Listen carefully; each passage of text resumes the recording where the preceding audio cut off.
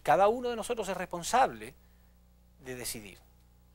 ¿Yo puedo creer en la palabra de Dios o me dejo llevar por las tentaciones de este mundo? Y Eva, ya sabemos lo que ocurrió.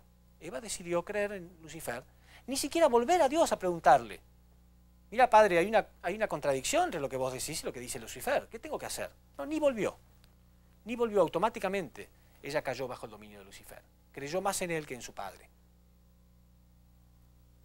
¿Hay alguien en este mundo que no haya recibido un mensaje de bondad y de amor de Dios? Todos saben que existe la Biblia. Todo el mundo sabe que Cristo vino hace 2000 años. ¿Pero todo el mundo le hace caso? ¿O prefiere entregarse a los placeres carnales? Entonces Eva hizo esto. Ahí ella se dio cuenta que el mal existía, que ella no era perfecta, que había cometido un grave error. ¿Qué hizo ella? ¿Se arrepintió? ¿Fue humildemente a confesar a Dios su pecado? No, la Biblia dice que ella, aún sabiendo que lo que hizo no era bueno, fue y tentó a Adán. ¿Por qué?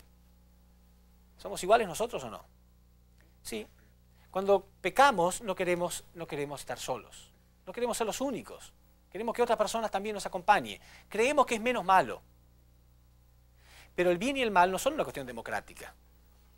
Si muchos lo hacen, es menos malo. No.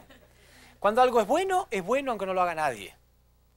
Y cuando algo es malo aunque lo haga todo el mundo. Pero Eva sintió que si su hermano también hacía lo mismo, quizá entonces estaría menos mal.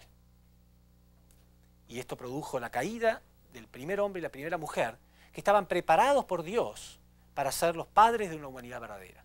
La humanidad iba a ser como una familia, y Adán y Eva iban a ser los padres verdaderos de una humanidad verdadera, centralizados en un Dios verdadero. Ahora Eva se convirtió en una mujer falsa, Adán en un hombre falso, ¿y quién los dominó? Lucifer, que pasó a llamarse Satanás. Jesús dijo, el Dios de este mundo. Satanás es el Dios de este mundo, dijo Jesús. Entonces, en este gráfico podemos ver cómo Satanás, en la posición de Dios, Dios falso, de un hombre caído, de una mujer caída, y en una relación de amor falso, produjeron una humanidad caída. Adán y Eva tuvieron hijos con pecado original, dominados por un Dios falso, y nosotros, Jesús decía, en Juan capítulo 8, versículo 44, Jesús decía, ustedes son hijos del demonio, y por eso actúan como él. Por eso cuando hacemos algo malo tendemos a no arrepentirnos, tendemos a que otros también lo hagan, multiplicamos el mal en otros, no tomamos el punto de vista de Dios, etc. Entonces, en cada una de nuestras acciones, ¿estamos nosotros reflejando las características de Dios? Porque dijimos en la primera parte que Dios nos creó para reflejar sus características, a su imagen y semejanza. Pero en lugar de esto, estamos reflejando las características de Satanás. Un mundo entero refleja las características de Satanás. ¿Cómo se siente Dios? Bueno, Dios no es un padre que tiene tendencia a vengarse o destruirnos, es un padre de amor. Él no pensó en la venganza. Él pensó, ¿qué puedo hacer yo ahora para salvar a mis hijos? Y desde ese mismo instante, Dios comenzó su providencia de salvación. Hasta hoy en día, miles y miles de años buscando un héroe, uno solo, en miles de personas. Poco a poco fue trabajando con algunas figuras centrales, como Noé, más tarde Abraham, Moisés, Jesús, uno a uno, tratando de buscar la persona que pudiera llevar a cabo su voluntad.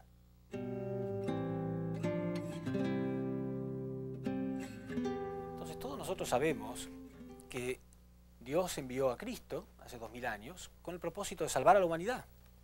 ¿Qué significa salvar a la humanidad? ¿Cuál era el plan de Dios para enviar a Jesús? Salvación es sinónimo de restauración. Salvar a alguien significa dejarlo en la misma situación en la que estaba antes de que pasara algún accidente. Por ejemplo, si una persona tiene un accidente y se cae al agua y se está ahogando, salvarlo significa sacarlo y dejarlo en la misma situación en la que se encontraba antes de caer. Quiere decir que el plan de Dios para salvar a la humanidad significa restaurar a la humanidad a una posición perfecta. Por lo tanto, la humanidad entera tiene que tener esperanzas de salvación. Bueno, Dios comenzó a trabajar durante miles de años para poder enviar a una persona que estuviera en la posición de Adán, porque Adán ya había caído, pues alguien tenía que recuperar la posición de Adán. Y la Biblia dice que Jesús estaba en la posición del último Adán, o segundo Adán. Él estaba en la posición de Adán. Entonces, como vemos en el gráfico, salvación o restauración significa cambiar este mundo satánico bajo la soberanía de Satanás y devolver la soberanía de Dios. O sea, un hombre y una mujer centralizados en Dios en la posición de padres verdaderos de la humanidad. Esta humanidad fue creada por Dios para ser como una familia, una sola familia centralizada en Dios. Pero una familia no es una familia sin sus padres. En este momento la humanidad es una humanidad huérfana. Adán y Eva se convirtieron en los padres falsos. Quiere decir que Dios trabajó durante miles de años para enviar al Mesías en la posición de Adán, para que él estuviera en la posición de padre de la humanidad. Eso dice Isaías capítulo 9, versículo 5, que Jesús venía en la posición de Padre eterno. Bueno, vemos entonces en este diagrama que Dios estaba buscando una persona en la posición de segundo Adán, pero también tenía que haber una persona en la posición de segunda Eva. Ellos tenían que cumplir ¿con qué? Con las 3 bendiciones que hablamos antes. Crecer hacia la perfección primero, después multiplicarse, y después naturalmente tomar dominio de la creación y tener hijos sin pecado. Ese era el plan de Dios. Jesús vino en esta posición. Jesús vino en la posición de Adán y él llegó a la perfección. Pero se cumplió la segunda bendición. ¿Había alguien en la posición de Eva que pudiera ser la madre de la humanidad? No, nunca se supo esto. Cuando Jesús comenzó su ministerio público, él comenzó diciendo: arrepiéntanse, porque el reino de los cielos está cerca. Solamente puede existir el reino de los cielos cuando el hombre puede arrepentirse y reconectarse con Dios. El reino de los cielos está cerca, decía Jesús. Pero ya pasaron 2000 años y todavía seguimos viendo la miseria humana. ¿No es obvio que algo salió mal en aquella época? Él dijo que estaba cerca el reino de los cielos. Sin embargo, ahora seguimos viendo miseria después de 2000 años. ¿Qué fue lo que salió mal? Que Jesús no fue interpretado, no fue aceptado por la gente que eran los elegidos de Dios.